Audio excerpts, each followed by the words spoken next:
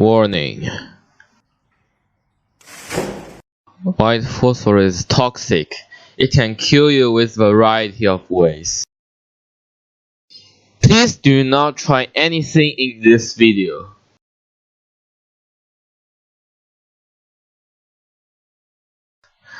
Okay, the first one, react with copper sulfate solution.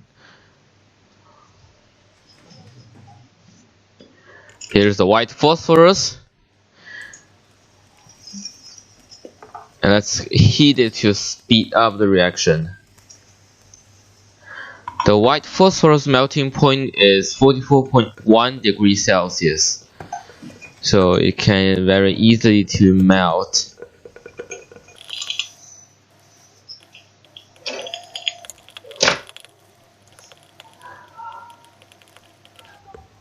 The solution starts to boil. Watch the color change of the foam. I think the black powder that formed was copper metal. Now the solution was actually colorless now. You can also see the color of copper metal. This is the main reaction, and I suck out most of the solution. Add concentrated nitric acid.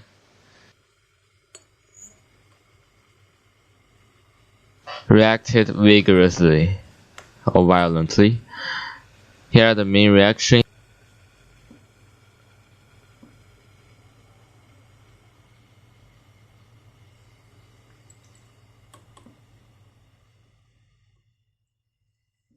Everything dissolve except white phosphorus that excess at the beginning.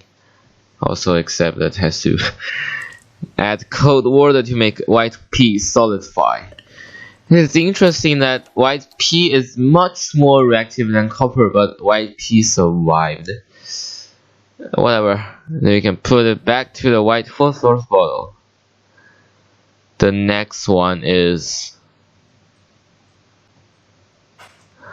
I add about 1.5 millimeter concentrated nitric acid to a test tube and heat it to boil.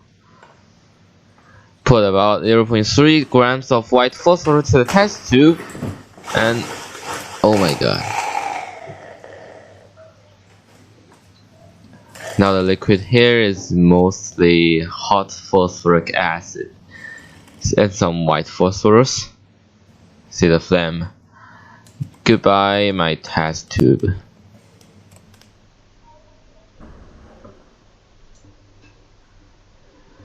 At the beginning, a lot of nitrogen dioxide gas formed at the surface of white phosphorus, and it boils vigorously because it's an exothermic reaction. The white phosphorus can be overheated in oxidizing gas and set on fire. You can understand this reaction was out of control. Next one, white phosphorus with liquid bromine. White P and liquid bromine will produce an explosive reaction, so as for safety, I'll just use a little bit white phosphorus.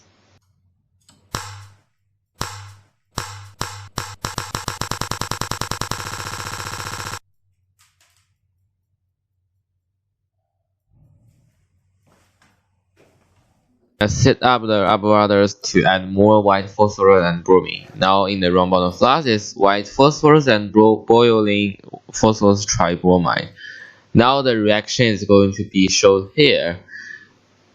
In brief, the brown gas is bromine, the colorless gas is PbR3. I didn't turn on the heating mandel. The boiling point of PbR3 is 173 degrees Celsius. The amount of condensed liquid shows how exothermic the reaction is. The yellow solid in the flask is white phosphorus. And I was thinking if white phosphorus reacted with bromine with a layer of water, will it still explode? Let's have a try.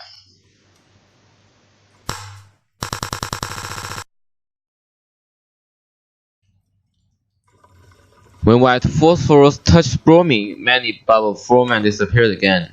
Interesting.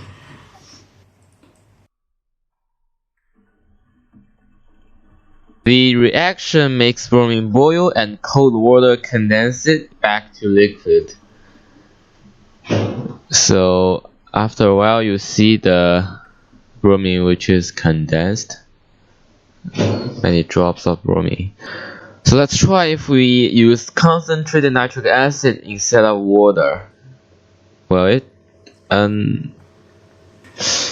not much happening, but you can see some bubbles form at the surface of white phosphorus, and the white phosphorus is jumping. Okay, actually, density of white phosphorus is similar to concentrated nitric acid, about 1.4. I decided to add more bromine, and you see when white phosphorus exposed to bromine gas, quickly a reaction occurs. Oh, there's fire. Maybe the fire cannot maintain because nitric acid is not hot enough.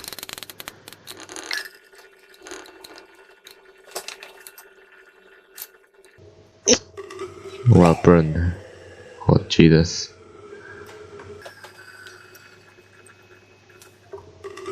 Okay. Pretty interesting. And I add concentrated nitric acid to burning white phosphorus. At first, white phosphorus didn't burn very well inside the vial because it's hard for air to come in.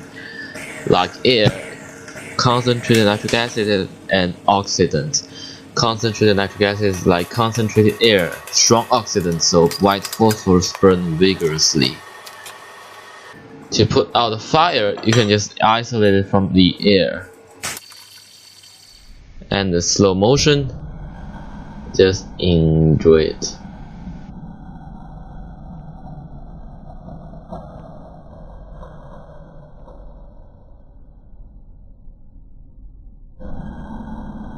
When you ignite a piece of white phosphorus with water sticking on it, it will burn like fireworks. You see, after some small explosions, lots of small pieces of white phosphorus splash everywhere. It's extremely dangerous. This explosion must be because of water, or white phosphorus will just burn quietly in the air. I'm not very sure why it's happened. Just enjoy the white phosphorus fireworks.